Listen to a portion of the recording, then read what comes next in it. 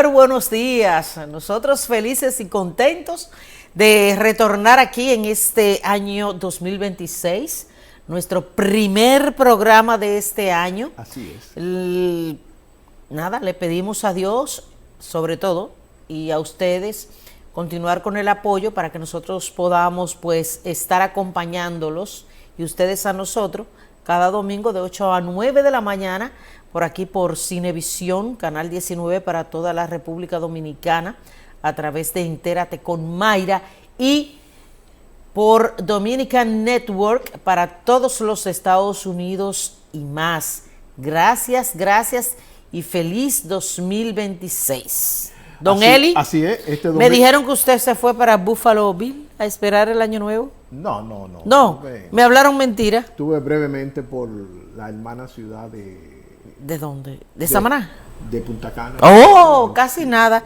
Bueno, se podría decir que ese Buffalo Bill de aquí. Que por cierto, hay que decir esto, Friusa es una zona... Es una comunidad la que estuvo con la cuestión de los haitianos y esto. Sí. No, y ahí hay muchas cosas. ¿Qué pasa por allá? Veo mucha suciedad, incluso... ¿Cómo cuáles? Mucha basura. No sé qué hacer. Este problema, un lugar turístico no puede tener tanta... Vio mucho descuido. Mucho descuido, sí. ¿A quién le corresponde? Bueno, ¿al alcalde? Ellos tienen su alcalde, pero eso también debe ser una preocupación de las autoridades nacionales. Y también de los empresarios turísticos de la zona, que todo se lo dejan al gobierno. Todo se lo dejan al gobierno. Y ellos, su ganancia es de ellos. Mire, el año comenzó bautizado con agua. Mucha lluvia. Eso es bueno. La lluvia sí. Siempre es bueno. La lluvia, sí. Don Eli, yo sé que usted tiene muchas cosas que comentar, sobre todo esas rotaciones. Las rotaciones. Y algunos cambios. Los cambios de Pero lluvia. rápidamente, Don Eli, yo quiero hablar de lo que es ya el Ministerio de Justicia, que el primer decreto que emitió el presidente fue nombrando al ministro de Justicia, que es el doctor Antoliano Peralta, quien hasta ese momento se desempeñaba como consultor jurídico del Poder Ejecutivo.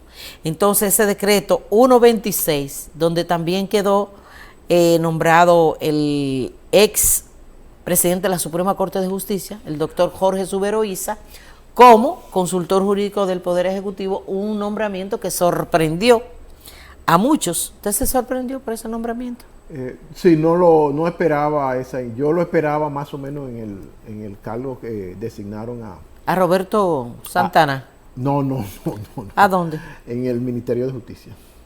¿Usted creía que iba? No, porque ese Ministerio de Justicia hace tiempo que se decía que quien iba a estar ahí era Antoliano Peralta. Quiero pedirle a Manuel rápidamente, tengo 3 diapositivas para que la gente vea el Ministerio de Justicia, que se creó en agosto del 2025 mediante la Ley Orgánica 8025. Según sus atribuciones, según el artículo 9 de esa ley, las atribuciones de este ministerio son dirigir la política estatal contra la criminalidad, coordinar la representación judicial y extrajudicial del Estado en tribunales y en foros arbitrales, dirigir el Sistema Nacional de Derechos Humanos, gestionar el sistema penitenciario y correccional, administrar asuntos registrales y también se encargará de los registros y certificaciones de documentos oficiales y notariales, así como de la inscripción de organizaciones sin fines de lucro. Su estructura, un ministro, que lo es Antoliano, y 6 viceministerios.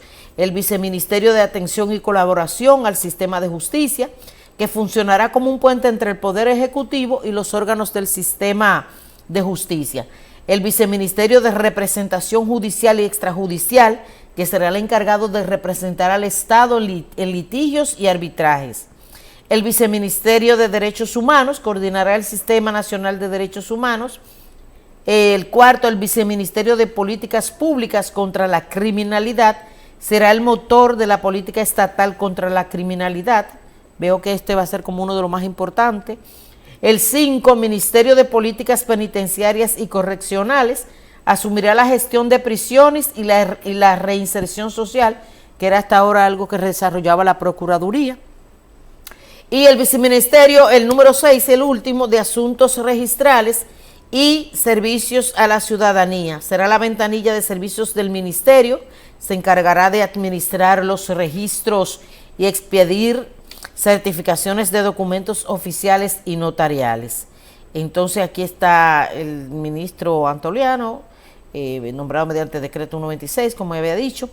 Aún no tiene sede este ministerio, le dan un año para armar todo, y como dijo el propio Antoliano, esta entidad se encuentra en proceso de conformación de sus miembros y buscando dónde va a funcionar de manera física. A mí, don Eli, me gustaría preguntarle a usted, ¿qué usted cree de ese Ministerio de Justicia? Bueno, yo no diría lo que creo, sino tengo la esperanza de que esto no se convierta en algo más de la burocracia estatal, sino que funcione. Que funcione y que contribuya a que la justicia dominicana se siga dando paso hacia una mayor eficiencia, porque la cantidad de presos preventivos, a pesar de que el presidente de la Suprema Corte de Justicia dice que prácticamente las moras judiciales se redujo bastante, más de un 40%, dice él. Sí, eso lo dice casi todos los años, pero aún así los tribunales están llenos y hay muchas trabas que eliminar. Hay muchas trabas que eliminar y ojalá esta institución sirva. O sea, yo no sé por qué los abogados de la defensa tienen tanta libertad para introducir estos mecanismos para prolongar, ¿cómo le llaman técnicamente los abogados? Incidentes. Eso se calcula, hasta el infinito tienen la capacidad de... A veces abusan. Abusan realmente. Entonces, ojalá que todo esto sea tomado en cuenta para mejorar la calidad de la justicia. ¿Y salió su decreto o está a la espera? No, a mí no me toman en cuenta para eso. Mire, ¿y por qué la gente se ha alegrado tanto de que quitaran a Limber Cruz de Agricultura? No entendí, ¿qué pasó ahí? Bueno, Limber Cruz... No estaba funcionando bien Limber. No, y la gente se ha alegrado de que... La gente cree que ya cuando usted dura 4 años en un cargo público de esa naturaleza, como que ya está bueno. Por eso muchos han criticado al presidente de que ha movido figura de un cargo a otro. Rotaciones. Ha hecho rotaciones. El presidente, a mi modo de ver, aparentemente quiere relanzar el gobierno. Pero dicen que, bueno, quizás ya a la hora que esté este programa en el aire hayan surgido otros cambios, porque se dicen que apenas van 2 o 3 decretos, ¿verdad? Sí. Pero que son supuestamente, porque tú sabes, Vox Populi, bueno, son 22. Ahí la Vox Populi dice que el señor Mario Lama renunció. Habría renunciado al cargo y se espera que de un momento a otro. Bueno, mire, dicen que se hizo justicia con esto de enviar a Nelson Arroyo a la dirección de aduanas, que ese era el primer puesto que supuestamente le había ofrecido el presidente Arroyo cuando ganó las elecciones en el 2020. Arroyo, a pesar de que se le quiso hacer una campañita de descrédito con Seguros Banreservas, el presidente no le hizo caso a esto, y según el informe de gestión que ha rendido esa entidad, dice que Seguros Banreservas registró un alza de un 96% en sus utilidades netas, al pasar de 1.309 millones en el 2024 a un preliminar de más de 2.000 millones en el 2025. Entonces, esto demuestra que no era como decían, que Nelson tenía un déficit ahí muy grande. Nosotros esperamos que Arroyo pues pueda realizar un buen trabajo al frente de la Dirección General de Aduanas, y que ciertamente sabemos el trabajo político que él ha realizado en San Pedro de Macorís, y que las posiciones que él había ocupado le habían impedido colocar a muchas de esas personas que trabajó política con él allá en San Pedro. Bueno, me cuentan que supuestamente el ministro de Turismo habría presentado también su renuncia para dedicarse a su candidatura, para dedicarse a sus aspiraciones. A sus aspiraciones.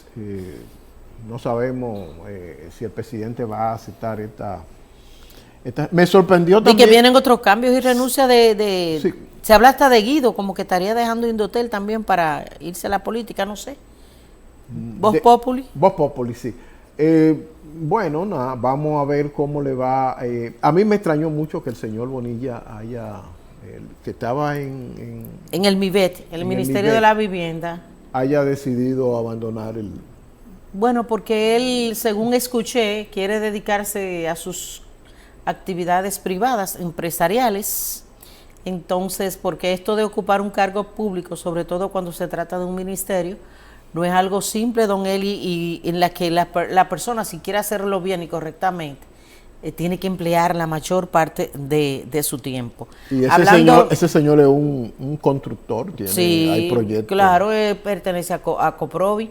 Mire, hablando de Guido, quiero retornar donde Guido, porque usted sabe que aquí se ha hablado mucho del fast news, Sí. es las noticias falsas y todo esto que se vive subiendo en las redes sociales, y que usted sabe el daño que han causado a muchas figuras de la política, del arte, de todo el ámbito. Pero simplemente se dice y no se había hecho ninguna actuación al respecto. Pues el director del Indotel, Guido, ha anunciado que el Instituto de las Telecomunicaciones desarrollará una estrategia nacional para enfrentar el chantaje y la extorsión y difusión de noticias falsas en medios digitales y en redes registradas durante los últimos años. Esto lo va a hacer conjuntamente con el apoyo de otras instituciones. Eso es algo que está muy bien, don Eli, porque hay que ponerle un pare, porque quizás salen cosas simples que todo el mundo la ve como jajaja, pero se sabe que ahí salen muchas cosas peligrosas que no obedecen a la verdad y que han dañado la vida de muchas personas. Y era hora de ponerle costo a eso. Por lo menos vamos a esperar el resultado de esto, porque no sé, controlar las redes, otros países lo han hecho, pero... No controlar, regular. Regular, o sea, otros países lo han hecho, pero a un costo político muy elevado de limitarlo concretamente. Yo no sé cómo se hará esto, porque usted puede abrir una cuenta en Burundi y tener sus seguidores en República Dominicana. Bueno, pero hay que darle el crédito a Guido, que quiere hacer esto. Eso es más o menos la misma visión que tenía la Sociedad Dominicana de Diarios. Pero la Sociedad Dominicana de Diarios lo quería también forzar con una ley mordaza, como era la modificación de la ley 6132, que por cierto está durmiendo el sueño de los archivos ahí en el Congreso, en el Congreso en Nacional. El Congreso Nacional, y ojalá que se busque una alternativa que facilite mejor. No que se coarte la libertad de expresión. Regular.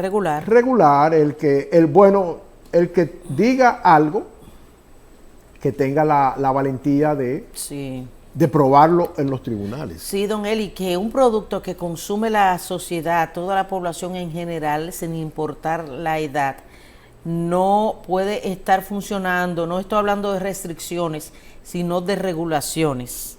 Porque usted puede pasarse la vida usando sus redes si usted la usa correctamente, como lo hacen muchas personas. Correcto. Porque la mayoría la usa correctamente. Entonces, lo que hay es que regular eso. Use sus redes sociales y a usted nunca le van a regular nada, porque usted lo está haciendo bien. Un comentario así ya rápidamente, que no quiero dejar esta parte del programa, don Eli, sin referirme a lo que ocurrió con la niña Brianna y la confesión que hicieron sus tíos, o un tío de que él la mató y luego de haberla abusado sexualmente. Miren, yo creo que no cabe palabras para calificar una acción como esta. No hay peticiones pequeñas para la justicia a la hora de condenar un caso de esta naturaleza. Eso no tiene palabras. Ahí vi al abogado ya hablando que a su cliente lo han maltratado. No es que los derechos humanos de una persona que ha sido arrestada hay que preservarlos.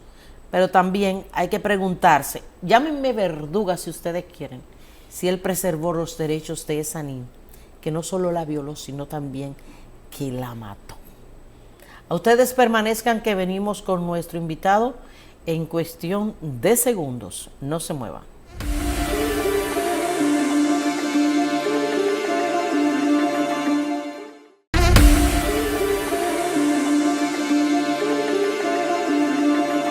Con el desarrollo de este espacio Entérate con Mayra, llegó nuestro momento estelar y es el de recibir a nuestro invitado en el día de hoy. Se trata del especialista en relaciones internacionales y de seguridad Alfredo de la Cruz, y justo es el momento con todo lo que ha pasado a nivel internacional. ¿Y por qué no hablar también de lo nacional con un experto en esos temas? Para nosotros, señor Alfredo, un placer recibirle en Entérate con Mayra. Gracias por la invitación. Es un placer estar por segunda vez aquí. Sí, segunda vez. No, primera vez. En el espacio tuyo, sí. Primera es que don Eli es multinacional. Ya veo que sí, ¿Cómo está todo, don Alfredo? ¿Cómo pasó esas Navidades? No, todo muy bien. Siempre un nuevo ciclo alrededor del sol es interesantísimo. Y sobre todo disfrutar esas tradiciones navideñas y de Año Nuevo, sobre todo que ayer en términos informales estábamos nosotros de cumpleaños, tú sabes. Felicidades. Digo, en términos informales, porque tú sabes que antes los viejos cometían algunos errores y legalmente yo cumplo el 17. Ay, Dios pero mío. real, ayer día 7. Conmemora 2 veces. Así es. Alfredo, con la llegada de Trump al poder en Estados Unidos salió una nueva doctrina de seguridad nacional, no sé cómo llamarlo, que dice que algunos dicen que reivindica la vieja doctrina de Monroe, en el sentido de que América debe ser para los americanos. El día 3 de enero, Trump, con todo el poderío bélico de los Estados Unidos, secuestró en Venezuela al presidente Nicolás Maduro y se lo llevó a Estados Unidos. Yo quiero preguntarte, ese es un hecho que realmente Trump puede volver a aplicar con nuevos matices, esa política de los Estados Unidos de América para los americanos? Mira, muy buena pregunta, y voy a aprovecharla primero para establecer mi posición personal, puesto que he asistido a varias entrevistas y han tergiversado y malinterpretado nuestra opinión.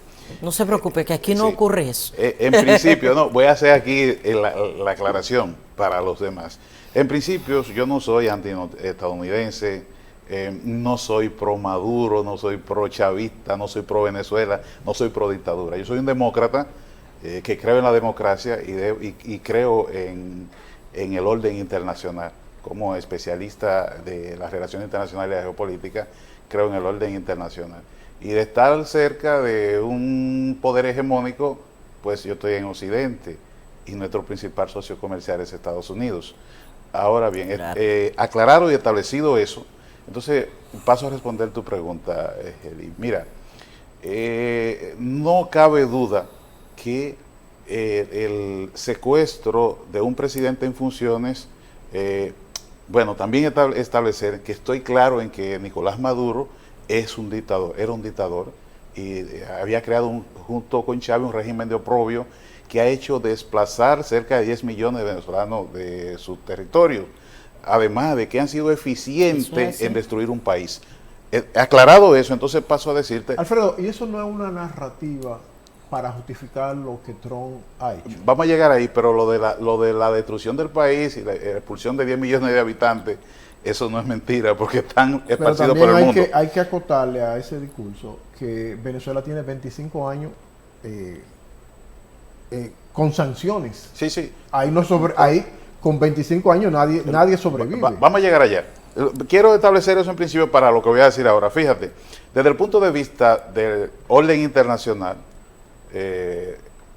lo que ha ocurrido el sábado pasado es una violación flagrante al orden internacional, una violación a la Carta Fundacional de las Naciones Unidas, porque se sabe, está establecido que el único organismo que puede ordenar un ataque contra otra nación es el Consejo de Seguridad de Naciones Unidas. Eso dice el ordenamiento internacional. O a menos que ese Estado sea agredido por ese Estado y responda a esa agresión. También hemos visto las últimas décadas que se han formado coaliciones internacionales para ir en contra de objetivos, pero luego se busca la bendición del Consejo de Naciones Unidas emitiendo una resolución. Entonces, desde ese punto de vista, desde el punto de vista jurídico, obviamente que ha existido una violación flagrante del orden internacional, un orden que está herido de muerte, y si esto se permite, entonces le estaríamos asistiendo a los funerales de ese orden internacional. Dicho esto, también tengo que decir, obviamente, que había que hacer algo con Venezuela por la situación que atraviesa este país. Pero dado que tenemos un orden internacional establecido, pues lo correcto debería de ser que el Consejo de Seguridad de Naciones Unidas se reuniera para negociar sobre esto, qué solución le buscábamos al caso de Venezuela. Pero así como está el caso de Venezuela, está el caso de Cuba, está el caso de Nicaragua, está el caso de Haití, porque diría cualquiera, bueno, pero ¿por qué no invaden Haití y capturan a Barbecue o capturan uno de los líderes de las otras bandas que controlan Puerto Príncipe? Lo que quiero dejar establecido es que a pesar de mi posición personal, hay una posición de equilibrio que es la que se ha violado el derecho internacional. Se ha violado. Y si esto no se subsana, entonces estamos asistiendo a los funerales, obviamente.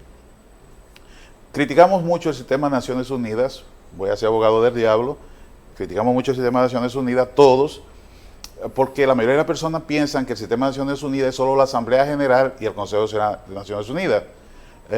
No, el sistema de Naciones Unidas es mucho más amplio y ha sido muy exitoso, porque el mundo, sin lo que es la área de la educación del sistema de Naciones Unidas, el área de la seguridad, el área de la cultura, el área de la salud, el mundo fuera peor. Este es el sistema que mejor, con deficiencias, muchas, el mejor que ha tenido la humanidad y el que más ha durado 80 años.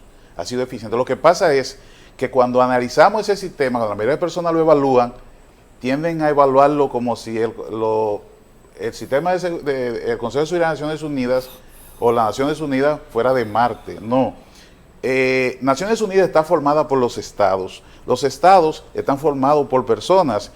Y las personas tienen debilidades y vulnerabilidades y ambiciones, y asimismo tienen los estados que conforman el sistema de Naciones Unidas. Pero hay países poderosos y países periféricos. Cuando los sistemas como el de Naciones Unidas son funcionales, mientras son funcionales a los intereses de las grandes potencias.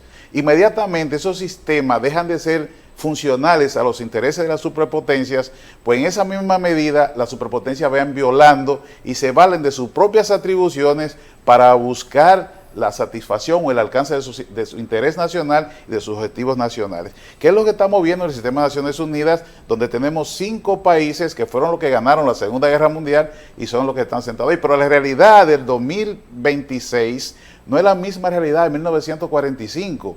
Hoy hay países que nadie puede negar su poder, como India, como Brasil y otros, Turquía. Entonces, Brasil, por ejemplo, está entre las primeras 10 economías, India está entre las 10 primeras economías del mundo.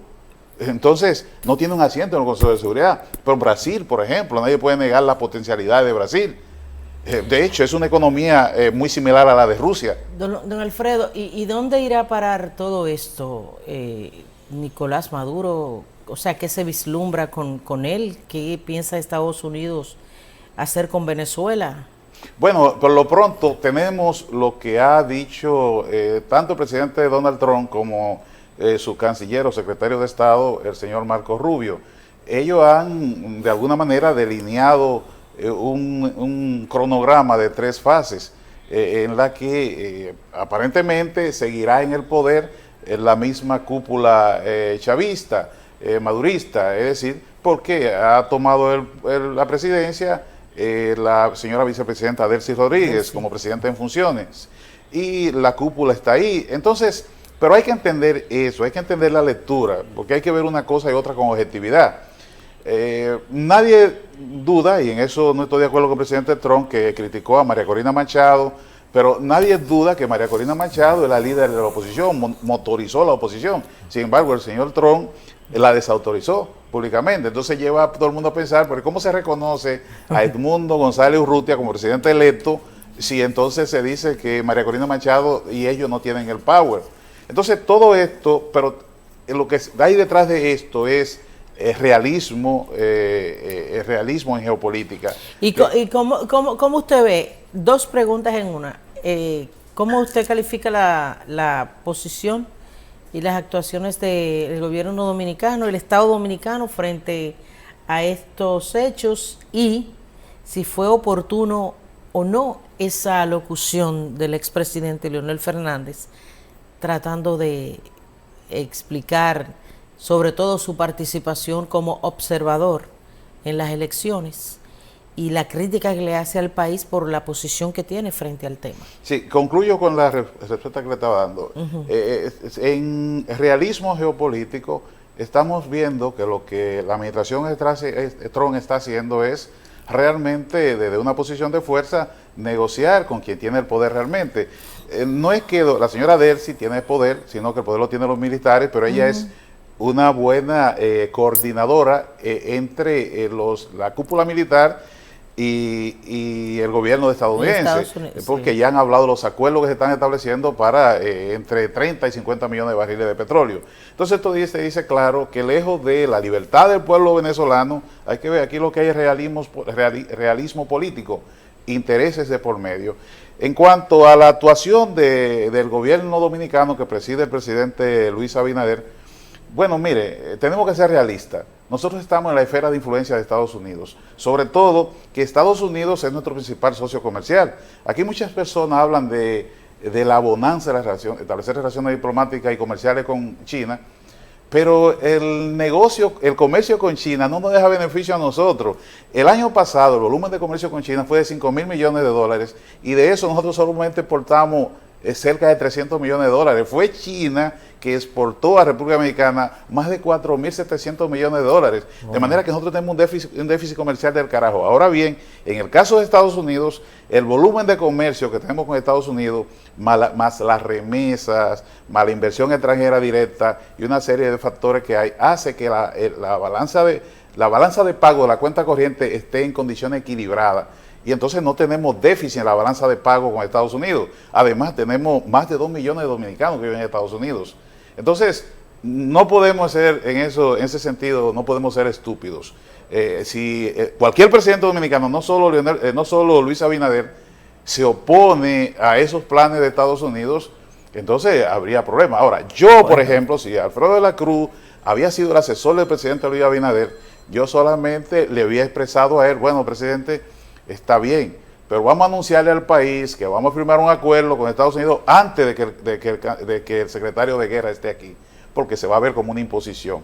Vamos a anunciarle que estamos en negociaciones para esto antes de que Pete Hegseth venga aquí. Pero Pete Hegseth viene y anunciamos. Ese es tal vez lo que yo hubiera podido mejorar. Pero, ¿qué podía hacer Luis Abinader en cuanto a negarse a ese acuerdo para la logística de esos aviones aquí? Entonces, yo entiendo que la posición del presidente Luis Abinader, manteniendo al país alejado de que efectivos dominicanos participen en ello, solamente los aspectos logísticos que tienen que ver con Estados Unidos, no podía decirles que no tenemos que estar claros en eso. Ahora, y con relación a lo de Leonel... Sí, esa es la segunda parte de la pregunta. Y pienso que el presidente Luis Abinader lo ha manejado excelente. ¿Que ha manejado excelente? Sí, yo pienso que sí. ¿Tú crees que no hay la posibilidad de una... ok, hay que reconocer la realidad frente a Estados Unidos, pero aún así se puede manejar con mayor independencia, con esa misma realidad.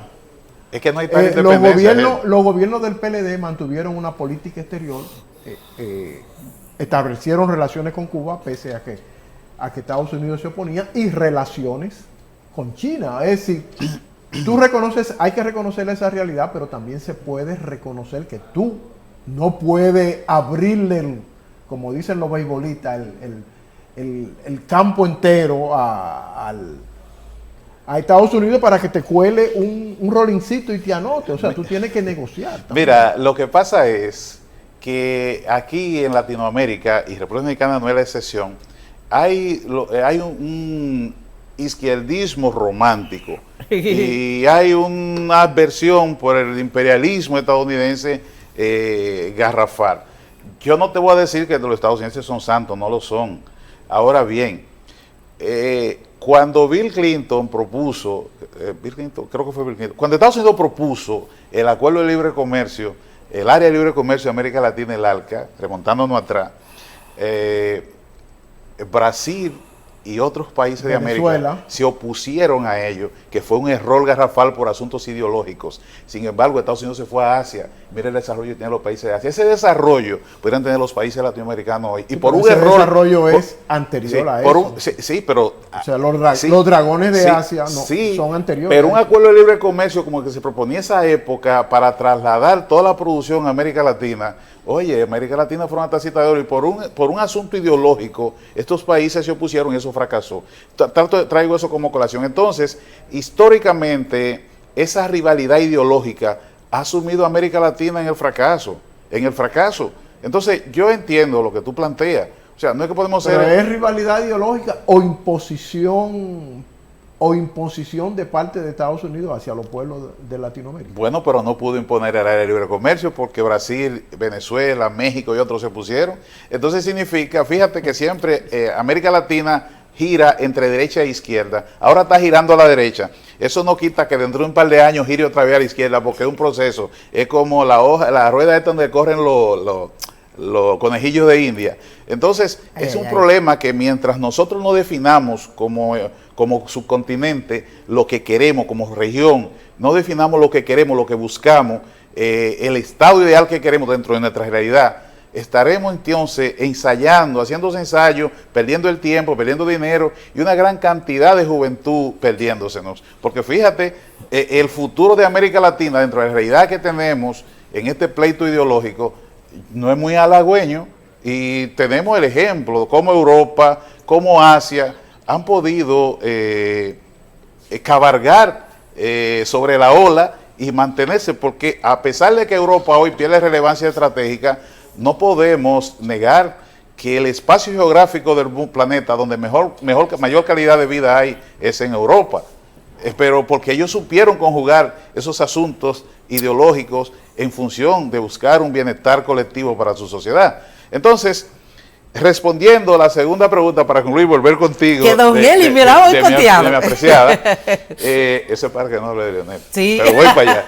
Mira, Leonel. Ellos son amigos. Sí, no, pero Leonel, a quien nadie le puede esconder sus luces intelectuales y su preparación y conocimiento de los temas internacionales de la geopolítica, yo creo que calladito en esta parte se me va bonito. Primero, en primer lugar, porque todos sabemos el tipo de relación que tenía no solo el PLD, sino que tenía Leonel Fernández con el régimen de Caracas. Incluso han salido las informaciones, se han hecho públicas de los dineros que recibieron los gobiernos del PLD. No solo eso, sino la mayoría de los países de los líderes de Latinoamérica que recibieron dinero de Venezuela. En el caso de Leonel, Danilo Medina y todos ellos, y el compromiso que hay ideológico e histórico de él. Entonces, todo vimos cuando en esas elecciones... Alfredo, ¿y eso es malo que un presidente o un expresidente o un intelectual dominicano tenga relaciones con Venezuela? No, no es malo. Porque Trump la tiene con dictadores. Sí, no es malo. O sea, ¿por qué hay que condenar al expresidente? Mira por qué. Cuando Maduro se robó las elecciones de 2024, julio de 2024, el expresidente Leonel Fernández debió cuidarse y mejor decir que esperáramos el conteo, que la autoridad demostrara el balotaje. Leonel dio una declaración diciendo, el expresidente Leonel Fernández dio una declaración diciendo que el sistema venezolano era el mejor, donde todo el mundo, incluso la Fundación Carter, se manejó mejor, que iban a esperar el resultado del escrutinio y todo eso. Entonces, obviamente que el compromiso puede más que el equilibrio. Entonces, cuando hoy el presidente Leonel Fernández sale hablando de esto, todo ese accionar anterior le resta credibilidad y autoridad para hablar del tema, sobre todo por las implicaciones en términos de... Incluso, ahí está el caso de Petrocaribe. que aquí no se habla casi de Petrocaribe y se habla como que Venezuela no ayudó con Petrocaribe. Y cuando estaba el diferendo entre Diosdado Cabello, Maduro y el presidente Luis Abinader, muchísimos venezolanos y dominicanos decían que éramos mal agradecidos, que Petrocaribe... Nosotros no tenemos nada que agradecerle al pueblo a Petrocaribe. Quien debe agradecerle a Petrocaribe es el PLD. ¿Por qué? Porque los fondos de Petrocaribe, eso nunca fue para el pueblo. Eso se usaba como remanente presupuestario para utilizarlo en elecciones y en actividades del gobierno, para mantenerse en el poder. Yo creo que tú sepas que eso fue un proyecto de Hugo Chávez, precisamente para aumentar su influencia en Latinoamérica, ayudando a diferentes países. Pero no era malo que Hugo Chávez quisiera, porque la CIA y los organismos blandos de Estados Unidos también lo han hecho. No, pero no de esa manera. Pero lo han hecho peor. Espérate, se le inyectó dinero a esos partidos progresistas, entre comillas, con lo cual le ganaban elecciones, porque a Chávez le servía que sus asociados estuvieran en el poder. Entonces, compitieron generalmente en desigualdad de condiciones, y de eso... Acuérdate que el PLD tuvo 20 años en el poder, 16 de manera ininterrumpida. Con todos esos dineros era una competencia muy desleal, y ese dinero de Petrocaribe, te digo, se usó siempre como remanente presupuestario. Si a Petrocaribe le hacen una auditoría en República Dominicana, vamos a tener varios presidentes presos, Alfredo, no solo presidentes. Alfredo, es verdad, ¿y por qué? ¿Qué tú piensas del hecho de que... Don Eli, lo de Petrocaribe, ¿por qué habría... Porque habría que justificar dónde fueron esos recursos que nunca llegaron al pueblo. Y puede que estén en cuentas de connotado líder político dominicano. Es cierto. ¿Y como de cuánto estaríamos hablando? No, de mucho dinero. Acuérdate que Petrocaribe se facilitaba combustible a unas condiciones muy preferenciales, donde había una banda de precios que, como se manejara en el mercado internacional según variara, así eran las condiciones, y era muy poco lo que había que pagar. Incluso se nos permitió pagar con viandas, con habichuelas, y hasta negra. Ni con eso cumplimos. Y cuando usted se refiere a líderes políticos, habla de expresidentes específicamente. Claro que sí. Pero en un país como el nuestro, la persona más enterada del presidente, y no se maneja nada sin el visto bueno del presidente. ¿Y cómo usted cree que esos programas que manejaron miles de millones de dólares en los gobiernos de Danilo Medina, en los gobiernos de Leonel Fernández, cómo usted cree que ellos no iban a saber si ellos no lo que manejaban el presupuesto nacional? Y no eran Entonces, 2 pesos, ¿verdad? Esos programas, si tuviese una auditoría lo mismo, eran presidentes y muchos funcionarios podían ir presos, incluso personas del sector privado. Alfredo, el expresidente Leonel Fernández propuso que esta crisis que está afectando a Venezuela, este diferendo con Estados Unidos, sea llevado al seno de las Naciones Unidas y a la OEA, Organización de Estados Americanos. ¿Tú crees que es correcta esa? Bueno, retornar al derecho internacional para solucionar. Bueno, le hemos propuesto muchos analistas antes que el presidente Leonel Fernández. Incluso al principio de esta conversación te decía que una de las maneras era de tratar eso en el Consejo de Seguridad Nacional. Ni siquiera la OEA, porque la OEA, tú sabes que generalmente ha sido infuncional, sobre todo tenemos la experiencia dominicana. Y está colocada, y está situada en Washington. Sí. ¿Quién nos invadió a nosotros y bajo qué pretexto? Y o sea que... Ha perdido credibilidad. Bastante, sobre todo, que no ha podido dar una solución con el problema de Haití. ¿Entiendes? Entonces, la OEA es un actor irrelevante en términos estratégicos en esta situación. Pero sí, ese tema, por eso planteaba al principio que debió haberse tratado en el Consejo de Seguridad de Naciones Unidas, y ese Consejo de Seguridad de Naciones Unidas emitir una resolución con lo que determinaran posibles, puede ser el derrocamiento del mismo, lo que fuera, pero bajo una resolución del Consejo de Naciones Unidas. Y ahora mismo que el problema está, debería regularse, permitiendo que el Consejo de Seguridad de Naciones Unidas tome control de ellos. ¿Por qué? Porque allí hay un equilibrio. Allí tenemos a Rusia, a China, a Francia, a Reino Unido y a Estados Unidos sentados. Entonces, como cada uno tiene poder de veto, están compelidos a buscar una solución que restaure la autoridad del sistema internacional. Alfredo, ¿cómo dentro de este nuevo esquema de geopolítico, qué papel le tiene Europa en estos momentos? Vemos que Estados Unidos está interesado en Groenlandia y que Estados Unidos prácticamente le ha retirado parte del apoyo que le tenía a Europa. Estados Unidos quiere que Europa cubra los gastos de la OTAN ¿qué papel tú le ves a Europa en estos momentos? Esa es una buena pregunta, Eli. ¿Se han enfrentado, se enfrentarán a Estados Unidos? No, ¿Se aliarán con Rusia? ¿Llegarán a algún acuerdo con los rusos? definitivamente que tú eres un excelente No, periodista. que va. Esa pregunta me permite abarcar varios temas al mismo tiempo. Mira, Europa ha perdido relevancia estratégica. Fíjate que se han dado una serie de conflictos en la que Europa no ha podido hacer nada. La guerra de los 12 días, en la que entre Israel e Irán, tú no viste, Europa, a pesar de que esté implicada, estaba con las manos atadas, pero sobre todo, perdón, la guerra en Ucrania, la guerra ocasionada por la invasión de los ejércitos de Vladimir Putin a Ucrania, Europa no ha podido hacer nada. La extensión de la OTAN hacia la parte este. Como tú lo quieras ver, pero se supone que hay un orden internacional y había que buscar soluciones dentro del orden internacional. Pero donde voy a ir es con lo de Europa, la pregunta que tú me hiciste. Europa ha perdido relevancia estratégica y como dice mi buen amigo y hermano, el profesor Iván Gastón, es posible que dentro de unos años veamos a Europa como un parque temático. ¿Por qué? Porque Europa, si bien tiene una buena calidad de vida, que es posible que en los próximos años vaya reduciendo, en términos estratégicos, para su sistema de defensa depende de la OTAN, y la OTAN en una gran parte depende de Estados Unidos. Entonces, al depender de Estados Unidos, Europa no tiene autonomía estratégica y depende de lo que haga Estados Unidos. Por eso no tienen la autoridad ni el poder para hacer nada. En el caso de Groenlandia, que mucha gente entiende, una locura de Trump, no, eso no es una locura. ¿Por qué no? Y Groenlandia no es importante para Estados Unidos solo por los minerales, eso es mentira. Se acabó el tiempo hace rato, don Eli. Porque Groenlandia es importante para Estados Unidos, como dijo Trump, para la seguridad nacional, porque necesita un sistema de alerta temprano en esa área, y con la nueva apertura de la ruta del Ártico, ahí tú tienes barcos rusos y chinos andando ahí, y tú tienes a China tratando de comprar minas y bases abandonadas. Entonces eso es una amenaza directa a la seguridad nacional de Estados Unidos.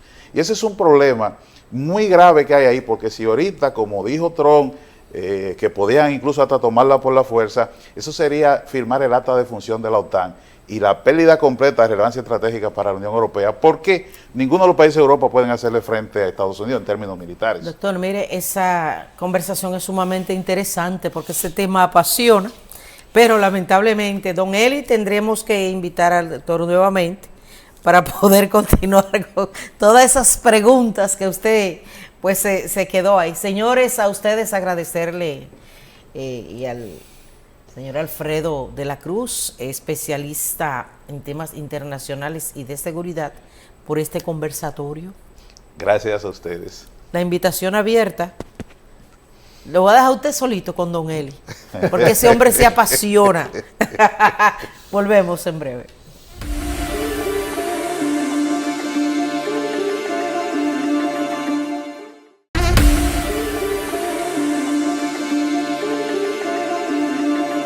Súper interesante.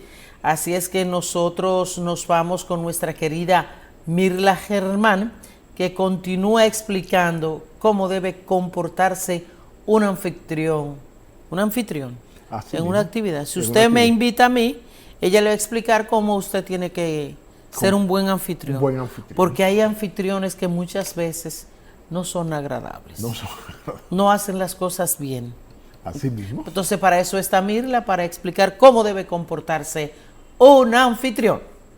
Muy buenos días, amigos de Entérate con Mayra. Cuando ustedes vean este video, bueno, ya habrá pasado nuestro año nuevo, nuestra cena. Pero yo les quiero hacer este video porque hoy en la noche la cena es en mi casa.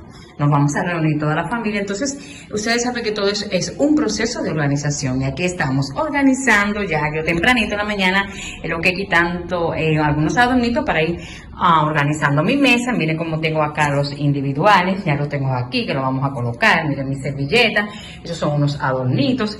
Ya siendo adornos que estaban en la casa, los he ido colocando en otro lugar para entonces ir organizando todo por la Navidad. Miren aquí mi mesa, ya yo quité las decoraciones y coloqué cosas que vamos a utilizar esta noche. La hielera, donde vamos a poner los dulces, la uva, la bebida. Aquí también tengo unas fuentecitas donde ustedes pueden ir colocando alguna picadera con adornos, con envase de motivo navideño. Entonces, la cena de esta noche, yo quiero que ustedes vean todo lo que es un proceso de preparación para la cena navideña. Entonces, como ustedes ven, aquí estamos organizando la mesa.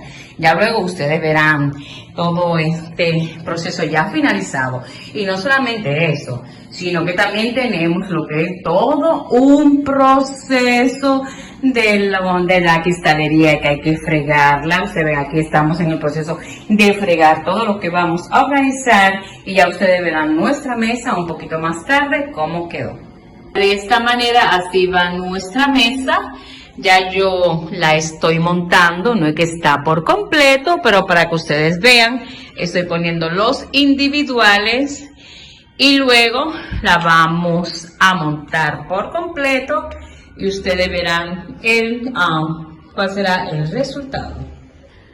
Aquí tenemos la mesa ya casi montada, tal como yo le he explicado en otras ocasiones, cómo colocamos la cristalería. Aquí todo no está completo, todavía falta, pero quiero que ustedes vean cómo debemos colocarlo, porque recuerden, en esta ocasión yo soy la anfitriona, porque tenemos nuestra cena en la casa y aquí estoy terminando de montar para que ustedes vean. Entonces yo también lo que hice fue que antes de que lleguen mis invitados fui colocando en esta mesa algunos de la cristalería, utensilios que vamos a utilizar, así para que ustedes tengan una idea de cómo debemos organizar nuestros eventos. Y recuerden que yo como anfitriona debo estar preparada media hora o 40 minutos antes para recibir a mis invitados. Y el invitado debe ser puntual, no llegar ni media hora ni una hora después. Y siempre debe llegar con algo en la mano. Un simple detalle, así que puntual siempre y yo preparada para recibir a mis invitados como anfitriona. Bueno, felizmente haber cumplido, ¿verdad? Sí, así Después mismo. de felizmente haber cumplido con esta misión que nos encanta tanto, don Eli, Así mismo. de llevar la información, conversar y debatir estos temas, nosotros pues llegamos al final de este espacio Entérate con Mayra, dejándole como siempre la invitación abierta a todos ustedes para que continúen con la programación de Cinevisión Canal 19. Don Eli, ¿usted sigue esperando su decreto? ¿Sigue esperanzado? No, hay muchas personas que se quedaron con el moño hecho. No, yo creo que el presidente va a seguir por ahí hasta febrero, del 27 de febrero. Ay, santísimo. Nadie sabe, nosotros estamos aunque sea en la colita. En la colita. Bueno, con esa esperanza nos vamos y les decimos bye bye.